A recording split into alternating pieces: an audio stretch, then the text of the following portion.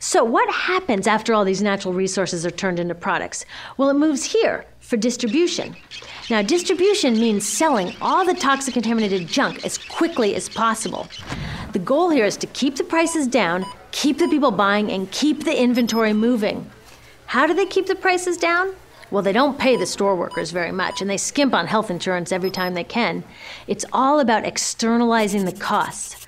What that means is that the real costs of making stuff aren't captured in the price. In other words, we aren't paying for the stuff we buy. I was thinking about this the other day. I was walking to work and I wanted to listen to the news, so I popped into a Radio Shack to buy a radio. I found this cute little green radio for $4.99.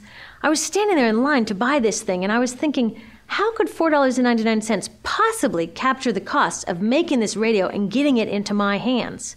The metal was probably mined in South Africa. The petroleum was probably drilled in Iraq.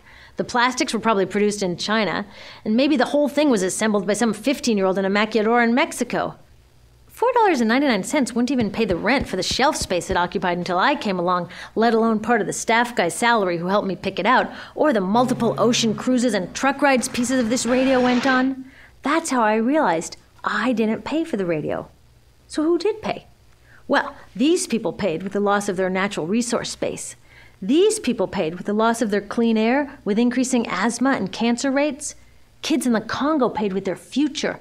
30% of the kids in part of the Congo have dropped out of school to mine coltan, a metal we need for our cheap and disposable electronics. These people even paid by having to cover their own health insurance. All along this system, people pitched in so I could get this radio for $4.99. And none of these contributions are recorded in any accounts book. That's what I mean by the company owners externalized the true costs of production. And that brings us to the golden arrow of consumption. This is the heart of the system, the engine that drives it. It is so important that protecting this arrow has become the top priority for both of these guys. That's why after 9/11, when our country was in shock, and President Bush could have suggested any number of appropriate things, to grieve, to pray, to hope. No, he said to shop, to shop. We have become a nation of consumers. Our primary identity has become that of being consumers, not mothers, teachers, farmers, but consumers. The primary way that our value is measured and demonstrated is by how much we contribute to this arrow, how much we consume. And do we? We shop and shop and shop, keep the materials flowing, and flow they do. Guess what percentage of total materials flow through this system is still in product or use 6 months after their date of sale in North America? 50%? 20? No, 1%. 1. In other words, 99% of the stuff we harvest, mine, process, transport, 99% of the stuff we run through this system is trashed within 6 months. Now, how can we run a planet with that level of materials throughput? It wasn't always like this. The average U.S. person now consumes twice as much as they did 50 years ago. Ask your grandma. In her day, stewardship and resourcefulness and thrift were valued. So how did this happen?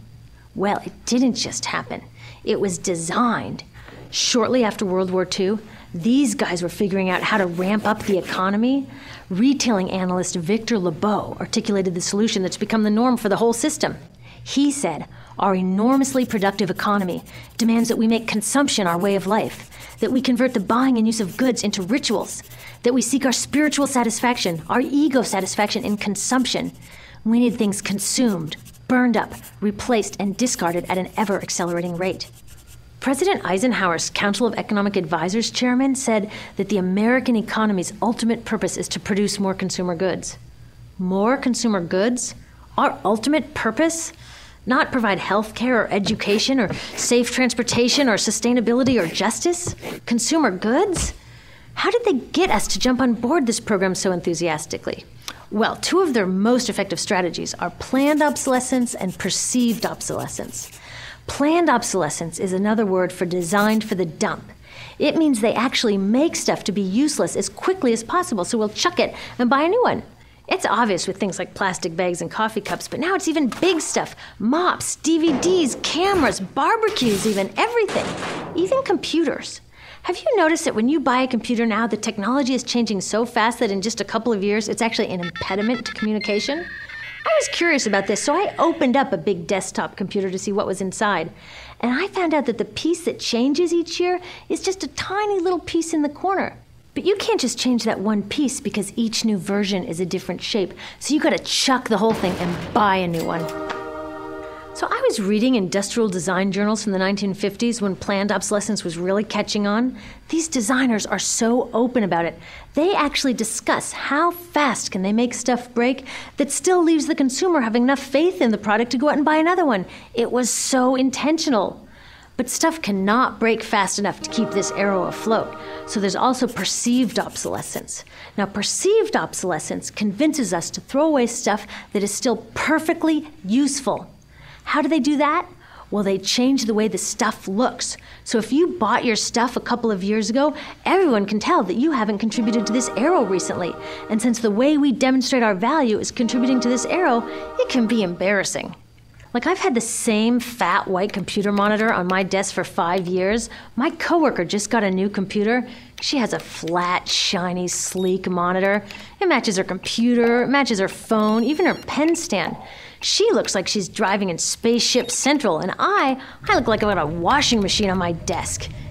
Fashion is another prime example of this. Have you ever wondered why women's shoe heels go from fat one year to skinny the next to fat to skinny? It's not because there's some debate about which heel structure is the most healthy for women's feet. It's because wearing fat heels in a skinny heel year shows everybody that you haven't contributed to that arrow as recently, so you're not as valuable as that person in skinny heels next to you, or more likely in some ad. It's to keep us buying new shoes. Advertisements and media in general plays a big role in this. Each of us in the U.S. is targeted with over 3,000 advertisements a day. We see more advertisements in 1 year than people 50 years ago saw in a lifetime. And if you think about it, what's the point of an ad except to make us unhappy with what we have? So 3,000 times a day, we're told our hair is wrong, our skin is wrong, our clothes are wrong, our furniture is wrong, our car is wrong, we are wrong, but it can all be made right if we just go shopping. Media also helps by hiding all of this and all of this. So the only part of the materials economy we see is the shopping. The extraction, production, and disposal all happens outside of our field of vision. So in the US, we have more stuff than ever before, but polls show that our national happiness is actually declining. Our national happiness peaked in the 1950s, the same time that this consumption mania exploded. Interesting coincidence. I think I know why. We have more stuff, but we have less time for the things that really make us happy. Friends, family, leisure time. We're working harder than ever. Some analysts say we have less leisure time than any time since feudal society. And do you know what the two main activities are that we do with the scant leisure time we have? Watch TV and shop. In the US, we spend 3 to 4 times as many hours shopping as our counterparts in Europe do. So we're in this ridiculous situation where we go to work, maybe 2 jobs even, and we come home and we're exhausted. So we plop down on our new couch and watch TV, and the commercials tell us you suck. So you got to go to the mall to buy something to feel better, and then you got to go to work more to pay for the stuff you just bought. So you come home and you're more tired, so you sit down and you watch more TV, and it tells you to go to the mall again, and we're on this crazy work, watch, spend treadmill, and we could just stop. So in the end, what happens to all the stuff we buy anyway? At this rate of consumption, it can't fit into our houses, even though the average house size has doubled in this country since the 1970s. It all goes out in the garbage.